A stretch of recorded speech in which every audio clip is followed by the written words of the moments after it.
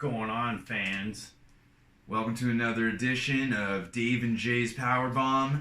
I'm Dave. I'm Jay. And this is March 18th, and we're here to recap all the exciting events that happened on tonight's episode of AEW Dynamite. Can't see any fans. That's true. We were at Daly's place tonight, and due to the ban on group gathering law that seems to be taking effect the world over, there was no one in attendance tonight. It wasn't the fans' fault. It's just the laws in place at this given moment in time in our planet's history. Yep. Anyways, we had Cody come on out, and he is kind of like, it felt like he was trying to do this great motivation speech, which kind of worked. It was like, we should all be together, we should all be strong and wash our hands, but he didn't actually mention washing hands. But, you know, it kind of felt weak to me. It kind of felt flat. Cody wants us to be strong. It's a good message. I mean, it's the people we have to watch out for, and the panic and all that. I mean, that we have to watch out for. People are losing their minds, unfortunately. And I think it's only going to get worse, but good thing they're still putting on quality programming. We got to keep the masses entertained. That's very important. And they said, we're doing this for you. We got to keep this stuff going. We got to keep moving forward in certain aspects of our life. And so AEW Dynamite, they did a show on. Yeah. And so Cody was basically appealing to all the members of the Elite, saying the Elite needs to be the Elite right now. They want to get Hangman Adam Page back on the same page. And and he was getting a sip on a little bit. And seems like they're going to get on the page. They have a match coming up for the main event, going up against 3 members of the Inner Circle. We'll talk about that later. First match of the night, we have Best Friends, accompanied to the ring by Orange Cassidy versus Lucha Brothers. Mm-hmm. Orange Cassidy was actually doing commentary tonight. He did a good job, I thought. Yeah, he was on point. He was on point for sure. And MJF was doing a little talking before then as well. He's saying he didn't have to wrestle tonight. Him and a group of heel wrestlers, I guess you could say, were on one side of the audience cheering on their guys and placing bets. There was money on the line. Yeah, there was the heels on the one side and the jobbers on the other. Faces, jobbers, face painters. We have different opinions on that, but yeah, some quality heels on AEW, that's for sure. Yeah, definitely. So yeah, MJF has too much money to have to wrestle tonight, and Orange Cassidy's on commentary. So MJF's gambling on matches with Sean Spears and other members, and and then it was a great fight. Pac wasn't there. I noticed he wasn't there. No, he wasn't there. And that might have cost Lucha Brothers the match, because at the end, Best Friends pulled... No. I'm botching. Oh my god. So Lucha Brothers pulled out the big win without Pac. Lucha Brothers, big win.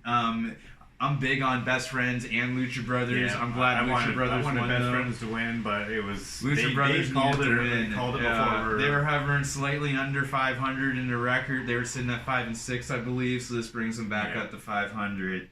And but at the end, there was a challenge issued by Best Friends. Oh yeah, the parking lot match. That's right. They're gonna have a street fight parking lot match, and that will be next week. And they said, meet me in the parking lot.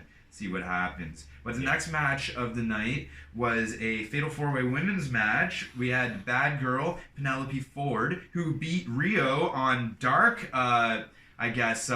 yesterday. Dark, which would have been last week's show, filmed then. That's a big win. She was the former first champ in the women's division. And she was going up against in this Fatal 4-Way Riho and Statlander and Hikaru Shida. And and that was an interesting match. Jay had some strong feelings about that match. They really impressed you tonight.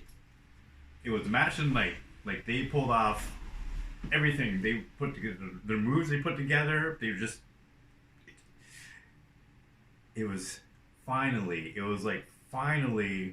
the women's division is being like super awesome, and it's kind of exceeding what I'm expecting, and it's good, and I'm a fan of everybody in that division.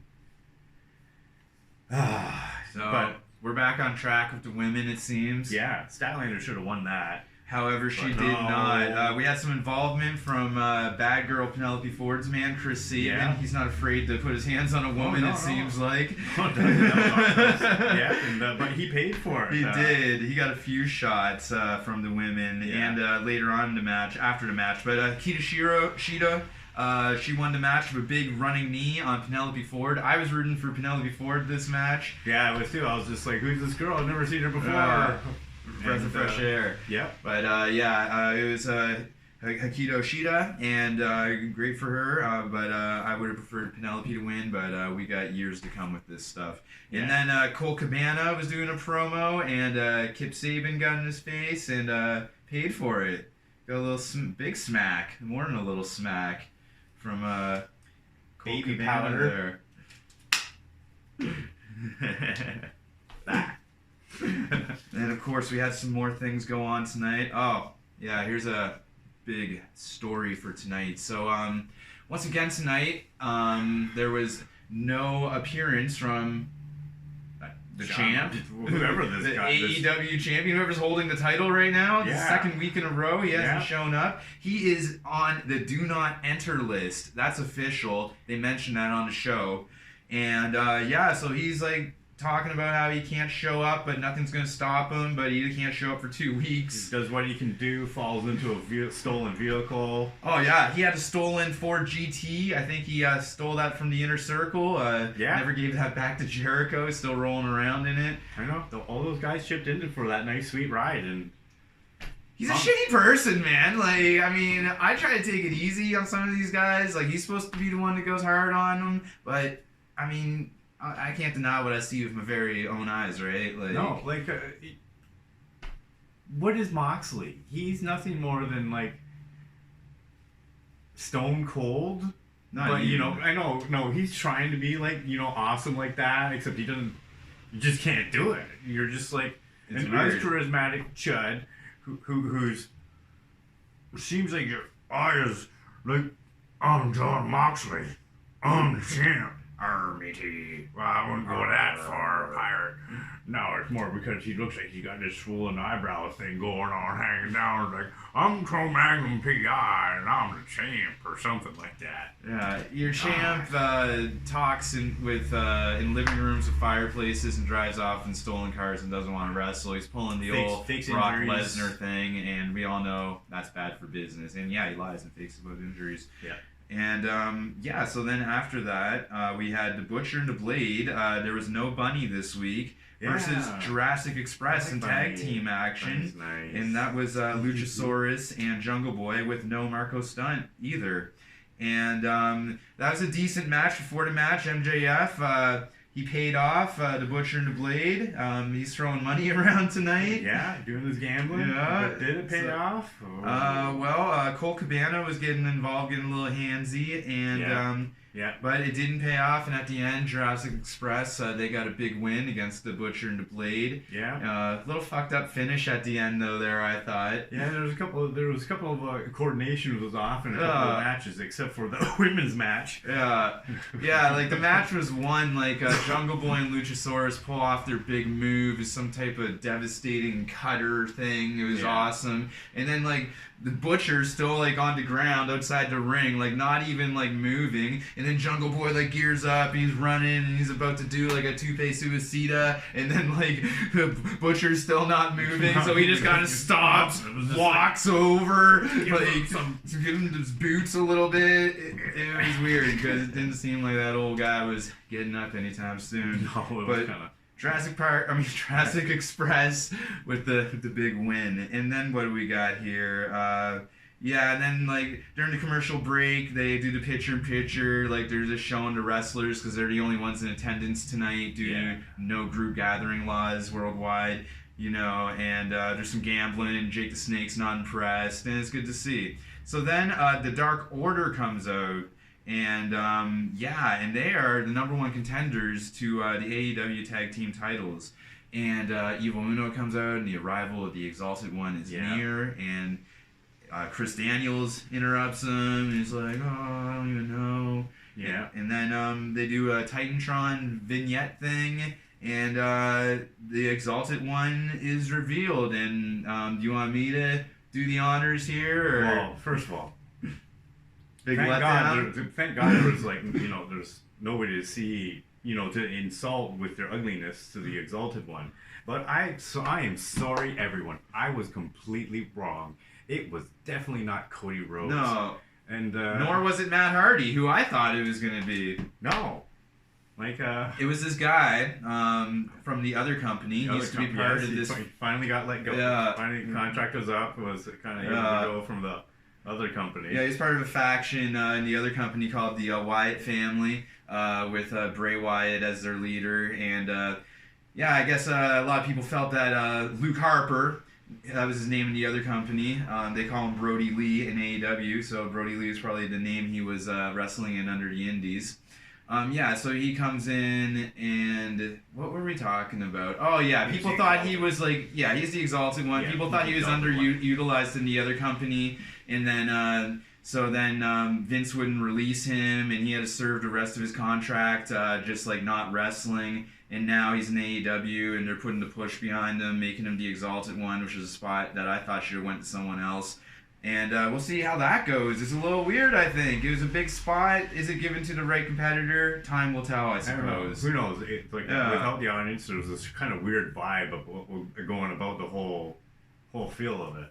Yeah. So then, Chris, they beat down Christopher Daniels, and then there's and then Jake the Snake and Lance Archer doing a little talk. And they give a Murder Hawk vignette, or as my friend Jay likes to call it, the Jake the Snake alcoholic hallucination. Oh, yes, sorry. That's okay. Alcoholic hallucination. That's okay. That was totally awesome. It was just like Jake the Snake sitting there, maybe he's having like an alcoholic flashback, but he hasn't had booze in a while. So he was just like sitting in the backyard and Louisiana or somewhere, down south. It was like a hillbilly backyard wrestling fest, and they had a cute ring girl. Had the ring there. Jake the Snake's leaning back in the rocking chair, just kind of observing everything. That's my boy. And he takes out like Murder Hog. He just going through everybody, and then they have this totally awesome pull-up view from above. It's just like Murder Hawk in the ring, and just bodies everywhere. Yeah, that is entertainment. And yeah, so I mean, big things to come. Jake the Snake, that's one of his boys, so he knows how to pick them. I'm sure we'll see big things in store. However, it's on the main event time. Were you about to drop the Judas effect on me? No, I'm going through my notes here. Oh, you keep your head down, and it's just eventually, I'll have to get a little teleprompter to the left of me next time or something. Somebody's just going to you're just going to get destroyed. Yeah. Oh man, a lot of destruction. It's main event time. Three-man tag match. We got the Inner Circle consisting of Jake Hagar, Santana, and Ortiz, accompanied by the Spanish God, Sammy Guevara. And they're going up against Cody, Matt Jackson, Adam Handwash Page, and he's with Kenny Omega. However, before we get into the match, there's a few good things that happened. So obviously, due to no group gathering laws, we couldn't have the famous Judas sing-along tonight. However, we had an most amazing all-star wrestling cast. Yeah. Dude, the entrance, we had Sammy. Oh, yeah. And he is better than us. I'm just going to admit it. I know he's better than me now. I even put it on Twitter, but guys don't follow us. He should go on American Idol. I mean, it was that good. And MJF was singing awesome. Along, and there's like unity and respect, and that's what we need, especially in times like these right now. You could see everybody that was like of the show that was in the audience part. Everybody had fun at that moment, and it was really, it was just a feel-good moment. It was kind of like you were there almost, but you're not. But what made it feel you're there is because there was no audience. Absolutely. You could really hear the smacks tonight, like those chops and stuff echoing through the arena. Yeah. So then Le Champion comes in, and he's doing guest color commentary. Right away, he compares Cody's neck tattoo to a finger paint from Excalibur's 5-year-old child, which I thought was pretty accurate. And so then there is a great match as always. Le Champion, he says that Inner Circle shares everything, headbands, stuff like that, money, Cars, money, drugs, friends, alcohol, women, who knows, right? Yeah. And what else would you do when you're living in that type of lifestyle? So then there's a spot where Cody gets thrown in MJF, and I guess he gets some small measure of payback or something, very small. MJF was great tonight, just in the audience, yelling and screaming. Like, he was doing most of the color commentary, it seemed like. Oh, yeah. No microphone. It was Luchasaurus was in there and was like, what are you, some kind of Power Ranger? It was jokes. It was jokes. What else did he say? He's like, don't worry, Chuck Taylor. Doesn't matter what the fans say. You're in great shape. It was jokes. And then, it was a hard-fought match, and it seemed like all of the elite that were fighting were kind of on the same page and stuff. Yeah. But at the end, Street Savvy Santana rolls up. He rolls up one of those guys out of nowhere for a small package. 1, 2, 3, big Inner Circle win. Yep. And then the boys, they got to be the boys and hang out. Oh, yeah, they're up there. They're celebrating. Jericho decrees he never wants fans in any of the arenas ever again. No. Like, they don't get to see him and sing along anymore. And he's, like, just making all these declarations. We get to see a great push-up display from your boy Jake Hagar, lifting all 185 pounds of Sammy Guevara on his back while doing push-ups. It was great to see. It was great to see. And then it was broken up. Someone owed Matt Jackson a favor. And we hear this buzzing that's like drowning out like the Jericho song, and it's like, what is that buzzing? What's going on? It was who you thought the Exalted one would be. It was. Their drone gets lowered to the ring, Yeah. and then from the rafters is Matt Hardy. And he isn't the Exalted one, but he's just the new guy or whatever. He's being all crazy up there. He's pretty well like Sting with no makeup, just hanging out up in his Doing a lot of like, I'm woken! Oh! Like, just having fun with it, I guess, screaming. But why didn't they make Matt Hardy the Exalted one? He's with the company anyway. It seems a little weird to me. Like, yeah, it might be like, oh, people already expect it. So what? It's gonna be good. That's what people want. Luke Harper? I don't know. We'll have to wait and see. Doesn't matter. Inner Circle won. Inner Circle dominance. Matt Hardy revealed. Yes. Yeah, Exalted one revealed. It wasn't Cody. And the best part was, MJF wasn't offended by you guys. Not this week, because none of you were there. No, nobody. Alright, final shout-outs. Much love to the Facebook AEW groups that have been allowing us to post and giving us the support. Shout-out to my man down at First Pin Podcast. I didn't botch your name this time. Keep doing what you're doing. I'm Dave. I'm Jay. And this is Dave and Jay's Powerbomb! Hey, Judas Effect! Oh!